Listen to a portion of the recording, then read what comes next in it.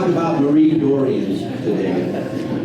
The second article I ever had published in 1991 was about Marie Dorion. So I've been talking about Marie for quite a while.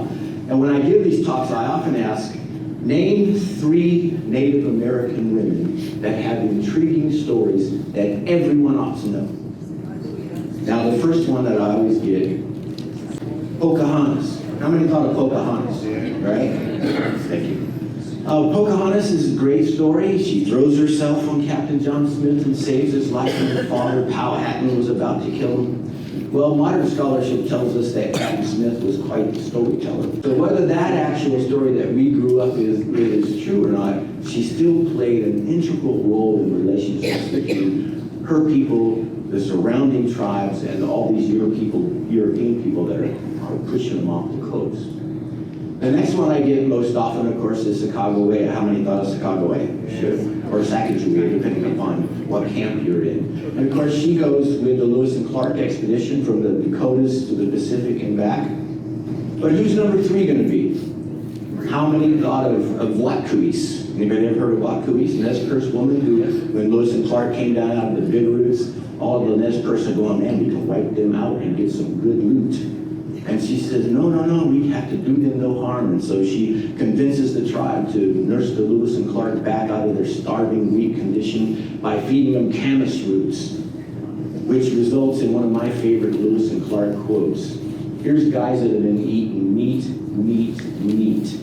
Now they're starving, and they get tubers that don't digest well. And so William Clark writes in his journals, our tent was so full of wind, we could scarcely stand ourselves. And I always give that quote to the kids when I do talks for kids because they get a kick out of it.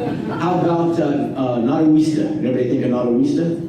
The Blackfoot wife of Albert Culbertson, who was real influential in the Bison Road trade with her people at Fort Benton? No? How about Sarah Winnemucca? There's a couple Sarah Winnemucca. Very instrumental in Nevada and settling in the later 1800s. Pine Leaf. Nobody got a pine leaf? The Crow warrior woman that Trapper Jim Beckwourth was so smitten by. Well, I'm going to present to you Marie Dorion. Now, Marie was an Iowa woman, and we don't know a whole lot about her early history. But the Iowa people were originally up in the Great Lakes area. And as all those Europeans start forcing indigenous peoples to the west, they start kind of moving down towards what is now the state of Iowa. And that's how the state of Iowa got its name, was from the Iowa people. But you see along the Des Moines River there, kind of the center right. Is that center right, or is that, am I looking at the wrong? Center right. Center right, okay. I'm thinking, am I supposed to go left here or right? That's kind of where Marie Dorion was probably raised. Now, when we look at Sacagawea, what we know factually about her will fill maybe 10 or 12 pages. Yet novelists write fictional stories that are 900 pages long. And the same thing happens with Marie Dorion. We don't know a lot of facts about her, but novelists have written books of as many as 1,200 pages. And I hear they're really good, but I'm reluctant to read the fictions. I don't want to get confused with the real story. So I don't go to fiction. But she's believed to be, just so here's some Iowa people that George Catlin painted, just to kind of give you a feel for what the Iowa people look like. None of these are Marie Dorion. She's believed to be a full-blood Iowa, but you'll find some accounts that say her mother was Sioux and her father was Iowa. So, you got to be careful what you read and what you believe. But I believe she was a pure Iowa woman. And she marries a guy named Peter. Oh, let me go here first. You'll see her name appear in the record in a variety of ways. And all of those refer to the same woman. I've heard people talk about Marie Dorion, and then they'll switch to talk about Marie Laguasa and think it's somebody totally different. But all of those names appear in the record. The one on the far right with the question mark, Dorion, that's how William Clark wrote her name. Her husband Pierre and Pierre's father, Pierre Dorion Sr., were both, both interpreters with Lewis and Clark as they traveled through the Sioux country. And he wrote it phonetically, Dorion. And so that may be a better pronunciation of her name, but it's sort of become anglicized over the years as Dorion. The Madame Dorion was sort of interesting. That one starts to appear in the later decades of her life. We see Madame Dorion, sometimes we see Madame Marie, sometimes we even see Madame Iowa. And because at that time she was living in the Willamette Valley with, in a community that was full of retired French-Canadian trappers, for her to have been given that name Madame, to me sort of says that those guys had a lot of respect for her. They knew her story, they knew what she had been through, and the respect level was enough that they would call this Indian woman Madame. I think that's kind of cool. So she marries Pierre Dorion, and Pierre had gone to work for Manuel Lisa, the St. Louis Fur Company. He had gone up to Missouri in 1809, ran up quite a bill at a trading post, mostly for liquor. He had an affinity for liquor, just as I have an affinity for beer. And he accused Lisa of charging him as much as $10 a quart, and that this bill was just outrageous, $600. But Lisa wasn't too worried about it, because he figured he would hire Pierre back for the expedition he was putting together for 1811, and he would work off his debt that way. But instead, what was happening was Wilson Price Hunt was organizing an expedition, and Hunt hires Pierre. Now, Hunt's expedition was with the Pacific Fur Company, and the Pacific Fur Company was an offshoot of the American Fur Company. How many have heard of John Jacob Astor?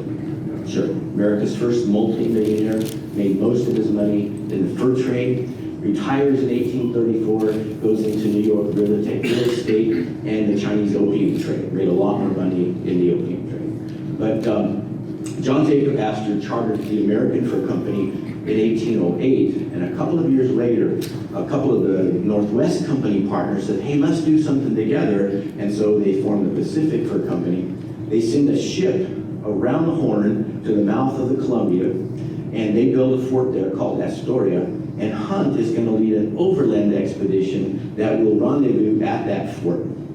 Pierre is going to be an interpreter for him. Pierre insists that Marie and his two children go with him. His kids are around 2 and around 4. We don't know the exact ages, but Paul was believed to be around 4. Jean-Baptiste was believed to be about 2. And Pierre says, I'll go, but my family's got to go with me. So off they go. Well, Lisa wasn't too happy about that. So the Pacific Fur Company takes off on March 12th. And Lisa was just antagonistic enough that he signs out a warrant for Pierre's arrest and going to have him thrown in debtor's prison. So there's a couple of naturalists that are going to go up the river with Hunt, and they're hanging out late in the taverns, and they overhear this story. And so they go rushing up to St. Charles to head off the boat, and they tell them what's going on, and so they row Pierre over and the family over to the other side of the Missouri so that when the sheriff comes, there's no Pierre. Well, the next morning, when they go to pick up Pierre and the family, only Pierre is there. Marie and the boys had disappeared. And what happened was, in the middle of the night, Pierre got drunk again, and he beat on his wife, and she took off. He said, I'm not doing this, and off she goes. So they get Pierre back on the boat. They send a couple of guys searching up and down the river, and they finally find her, and she agrees to come back. And it happens again when they're at Fort Osage. Pierre gets drunk again. And now the guys on the expedition, there's about 60 guys on this expedition, and they're telling Pierre, lay the heck off, okay? And we don't see any more recorded instances, and I kind of think that the farther they got away from civilization, the less alcohol was available, so that the incident of abuse goes down. Now that's theory only, don't quote me on that. So on April the 2nd, Lisa takes off. And then he's got a flotilla of keelboats. That top left corner, you see the sail on there. If the wind was right, you could sail that boat. But the Missouri is a pretty winding river, and the sail wasn't always really useful. At bottom left, you see the guys with the poles. And they're basically pushing that boat with those poles in the mud. And they run back, push it again, pole that boat up. Missouri River's running at about an average of 7 miles an hour in the other direction. So it's like up and back, up and back. And the common way to get that boat upstream was the cordell, that big rope those guys are using to just to flat tow that boat upriver.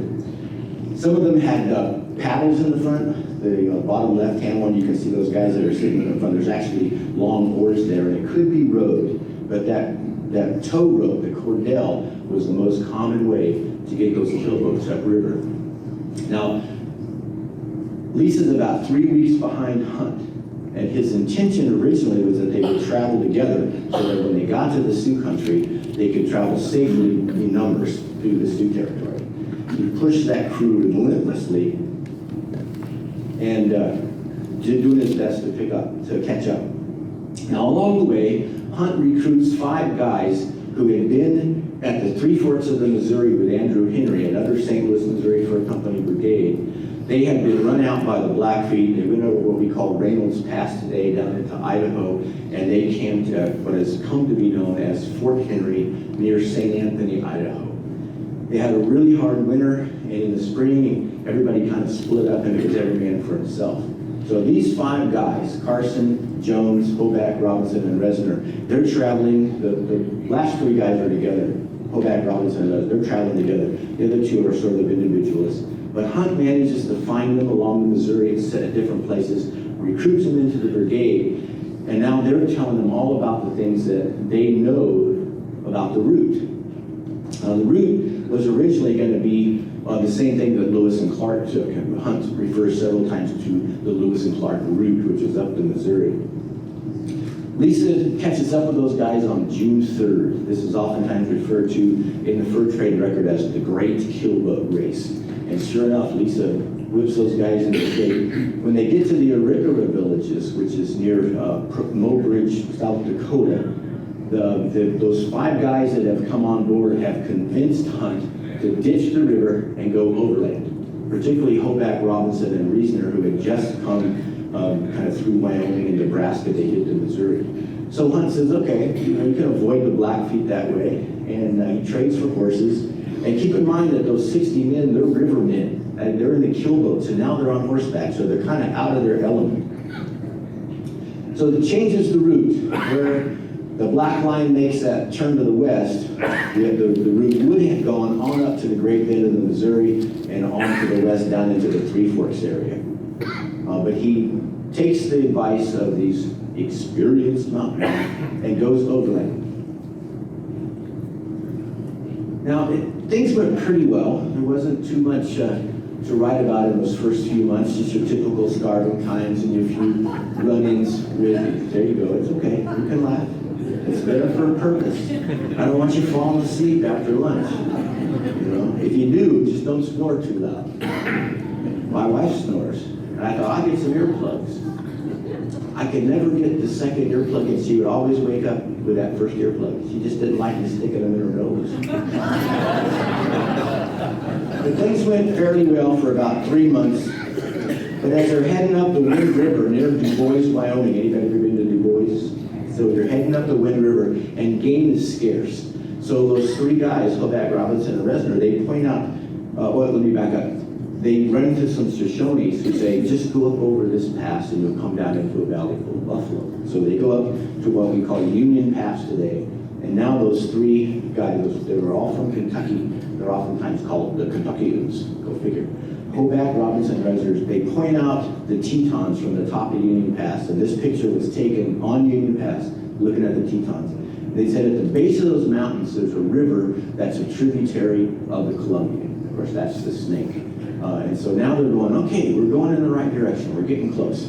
They drop down into the Green River Valley, and they're there for several days, and they do find buffalo, and so they're hunting and drawing as much bison meat as they can in hopes they'll have enough to get to the Columbia. They also run into another band of Shoshone, and that quote there is from Wilson Price Hunt. He says, we brought from them nearly 2,000 pounds. That's a ton. That's a ton of meat. 2,000 pounds of dry buffalo meat, which with the 4,000 that we had prepared, loaded all our horses but 6. And that 6 is a significant number. There were 5 partners of the Pacific Fur Company on the Overland expedition. So there's 5 of those horses. Who do you think gets the 6th? Marie and the kids. Marie had proved herself time and time again, and she will as this expedition goes on, to the point that all of the men respect her. They respect that she's putting up with everything. They're putting up with no complaint. And Hunt just is amazed at the fortitude of this woman. And he mentions that a couple of times in his journal. An interesting thing about Wilson Price Hunt's journal. So this whole Astoria project goes to pot when the War of 1812 breaks out. And they end up selling everything to the Northwest Company. But several years later, Astor wants to write the history of Astoria.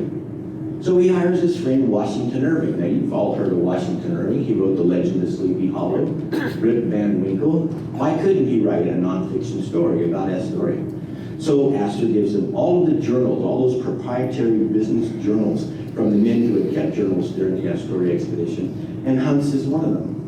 Well, Irving goes to Paris, takes Hunt's journal with him, and the historians and the geographers in France are just going berserk about this journal of the American West, and they convince Irving to let them transcribe it, and they publish it in Nouvelles Annales de Géographie. Well, then Hunt, his journal, our Irving loses it. It gets lost. So we've translated it from English into French, and who knows what kind of details we lost there. And then it gets translated from French back into English. And that's all we have to work with from Hunt's journal, is this multi-translated journal. So you always have to be a little bit wary of things that are going on there. Anyway, sideline, didn't mean to get off track. So they head out of the Green River Valley to get to the junction of the Snake and the Hoback River. It's a very steep canyon, a very fast-running water. They spend several days trying to determine whether they can actually build dugouts and get back on the water, because all those river guys aren't really enjoying the horses, because they're not getting to ride them. You know, they're just having to take care of them and drag them along. But they determine that it's too steep and too fast of water. Matter of fact, we don't see a pack train go through there until 1837. When Osborne Russell pushes a stream through there from Alpine Junction to Hoback Junction. But they find some Shoshones who know where Fort Henry was, where Andrew Henry's camp was, and they lead them over a much easy and much traveled trail up over what would become known as the Tetons. Hunt called them the Pilot Knobs, by the way, not the Tetons. And that, what we call Teton Pass today, was called Hunt's Pass back in the early 1810s, 1820s. So they get over to Fort Henry, and they build 15 dugout canoes. Now, picture this young Indian mother. She's probably in her mid to late 20s. Her birthday is sort of obscure. The Catholic records of the Pacific Northwest say circa 1780. But all of our novelist friends are sure that it's 85 or 86 or 89 or 91. You see all those dates out there. And I think personally they were trying to get her age closer to that of Sacagawea to make a more nice fitting story.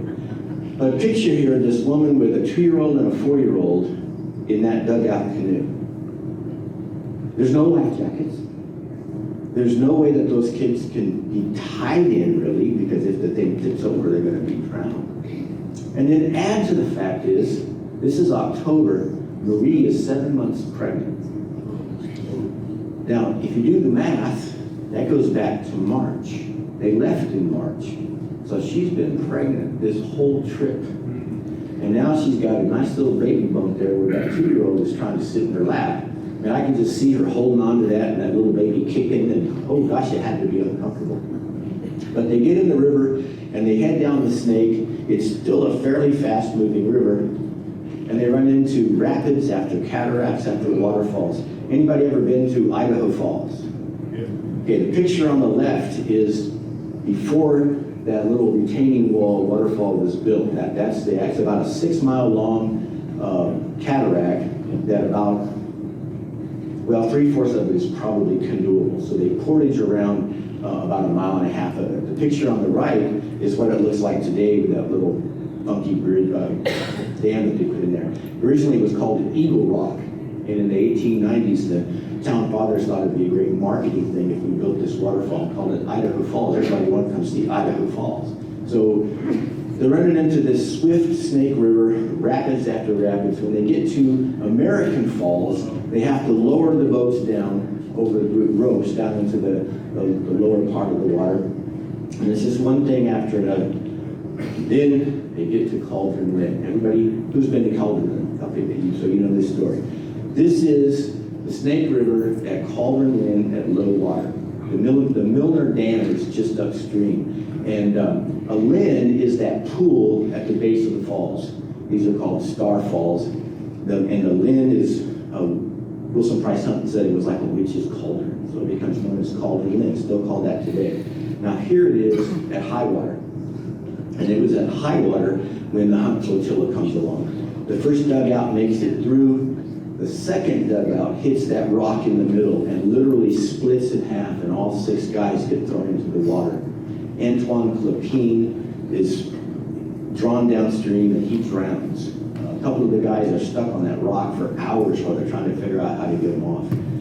Ramsay Crooks, who will become the president of the American Fur Company when Astor retires, is one of the guys that got dumped in the water there. So that became a little bit rough. They decided maybe we should go to plan B. So they sent some scouts out. Oh, I forgot about this. In the early 1940s, a guy was fishing there, and he comes up with these pieces of Northwest Company trade guns, traps, and axes that are all believed to be part of that dugout splitting and dumping into the Snake River. And these are in the Museum of Boise. It's pretty cool. So they send out some scouting parties, and you see how there, you can see the whitewater all through there. You've got these cliffs that are just massive. You can see the water, but you can't always get down to drink it. You got waterfalls, that's Shoshone Falls there. That bottom picture, you see that big yellow arrow? Anybody want to guess what that is? Evel Knievel. Evel Knievel, that's the ramp he used. It's still there. It wasn't there when Hunt was there, just to be clear. Just to be clear. So they decided that, we need to split up. They divide into smaller groups, and each person gets about 5 pounds worth of meat. This is a map that was published in France with that Nouvelle Annales de Géographie guy named Lapie, Chevalier de Lapie. And you see the bottom blue star, it says caches. So Wilson Price Hunt caches as much stuff as he can, so he's not having to cart that on foot. And you see Fort Henry there, so you get an idea of how far that is. So it's the earliest map that we have that has anything close to do with Wilson Price Hunt and that expedition. They get up around Farewell Bend, and they just go right into Hell's Canyon because they're just following the river. Now we're into late November, early December. There's knee-deep snow. It's getting to be a real hassle. At one point, the Hunt side of the river, they managed to trade for a horse, and the other side is led by Ramsay Crooks, and they're starving. So they build a little, it's like a bullboat. It's kind of made like an umbrella frame, and then the hide gets wrapped around it, the horse hide gets wrapped around it, and they take some of the meat to the other side. Well, one of the guys is so excited, he says, you gotta take me back to the other side because they're already cooking the meat, and by the time they get the meat cooked over here, I'll die. And he jumps into the boat, and they're trying to row back, and he's so excited, jumping them down, he falls into the river and he drowns. Food, what people will do for food sometimes. So they finally decide, okay, let's just evacuate the other direction. They do a retro march to get out of the canyon. They're just plodding up now to the northwest, struggling through the regions of the Grand Bond Valley and through there. And on December 30th, Marie gives birth to her third child in the region that's just to the northeast of North Powder, Oregon. So if you came through that way, when you came through North Powder, or when you go back through North Powder, look to the east and up on those foothills is probably where Marie Dorion gave birth. Sadly, the infant died 9 days later, and I can't help but think that had to do with how malnourished Marie was at that time, and she just couldn't produce enough milk to keep her baby alive. But the name of the baby, the gender of the baby, was never recorded. So they get on, every man for himself almost, to Astoria in mid-February, and Pierre and Marie and the boys are there. So now for the next about year and a half, Pierre is employed there at the post as a hunter and as a dugout builder. And I guess his experience when they built those 14 dugouts is what put him in charge of making dugouts at Astoria. But the journals talk about him going hunting a lot to get meat for the fort, and Marie and the boys are always with him. So it's a normal thing for them to travel together.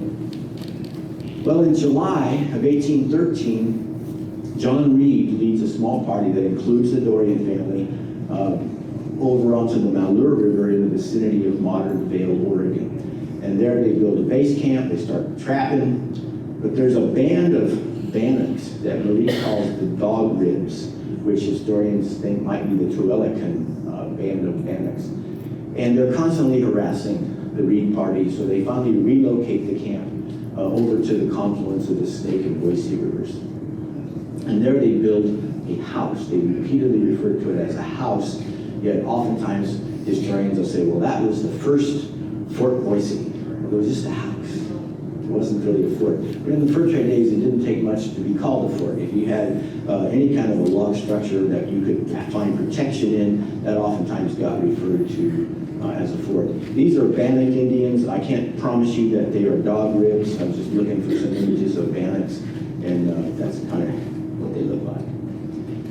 So Marie and the boys, they stay at that base camp at the confluence of the Boise and the Snake. And Reed takes the rest of the guys and they go up to Boise to various places along the way and start trapping.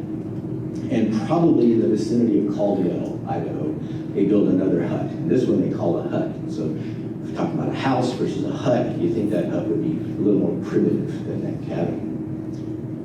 Well, things go bad pretty quick. On January 10th of 1814, Giles Leclerc, who was one of the guys in the party, stumbles into that base camp back at the confluence where Marie and the boys are, and he says that that same band of Dog Ribs that had been harassing them over near Vail had attacked the trappers, and he was the only one who survived. But he doesn't survive for very long.